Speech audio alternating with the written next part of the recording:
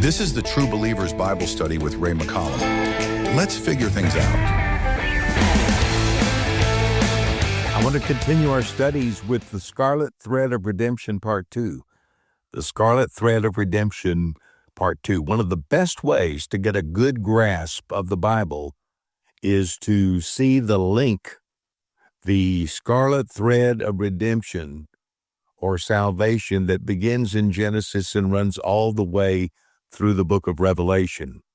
This is easily done by getting a grasp on the chronology of the men, the great figures in the Bible, not all men, but the great figures in the Bible, and using that as a prism through which you can see the story unfold. And we, just to review a bit, the Old Testament has this major timeline.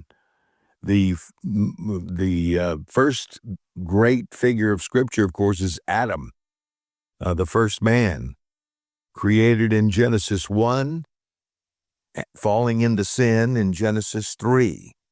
And then we see a long period of declension into sin until Noah. And he is, of course, used by God to save a remnant from the flood, Genesis 6. Then God judges Babylon in Genesis 11, and then a big shift begins in the story of salvation in Genesis 12, when God calls Abraham, who is the prototype of all believers. The New Testament says Abraham is the father of all them that believe, and that we are all to walk in the steps of Abraham.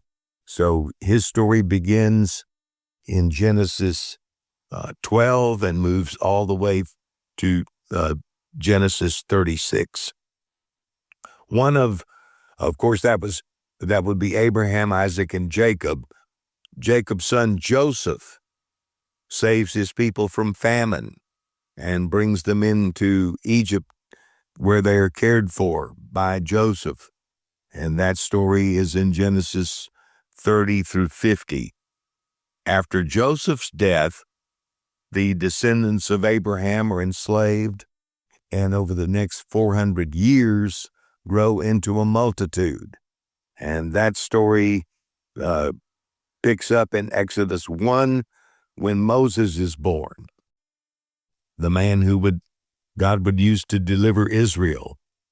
The Scarlet Thread of Redemption continues when the nation is delivered from Egyptian bondage and takes a 40-year journey through the wilderness toward the Promised Land. That's in the books of Exodus through Deuteronomy.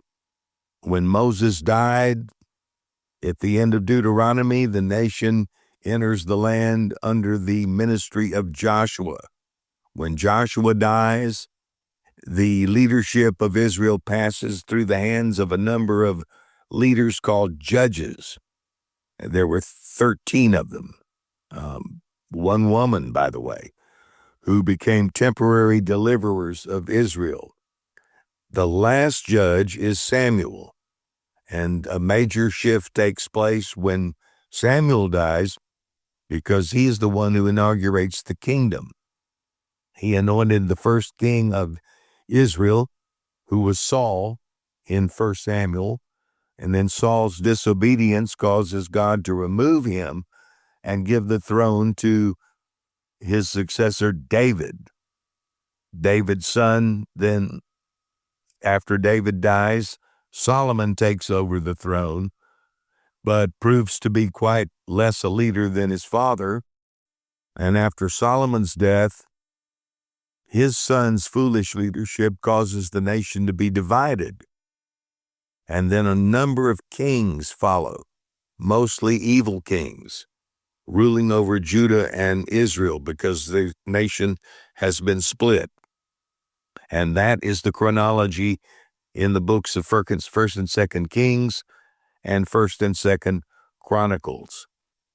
Those books describe the backslidden condition of Israel to the point where God judges Israel for its idolatry, and sends them into exile, into the hands of the Babylonians and the Persians. And then there's an extended period of judgment. But even then, though, God begins to restore some of the exiles to Israel under the ministries of Ezra and Nehemiah. The Old Testament ends with a remnant of Israel being restored to the land. And then there follows 400 years of what the Bible calls the silent years, where God does not speak. And that takes you right up to the end of the Old Testament and the beginning of the New Testament, which we'll look at next time. As we've said, our goal is to obtain what we call an overview of Scripture, a big picture of Scripture, to see it as one book, one story in two parts, and to get a handle on the Bible by studying the major figures, the characters in chronology. If you can get those characters in line, then when you read a story in the Old Testament, you know where it fits into the big picture. Now that brings us to the New Testament, which we'll look at next time. Please like us, follow us, share this podcast with others so we can get the word out to more and more people. We'll see you next time. True Believers Bible Study is made possible by people just like you. To make a donation, please visit truebelieversbiblestudy.com.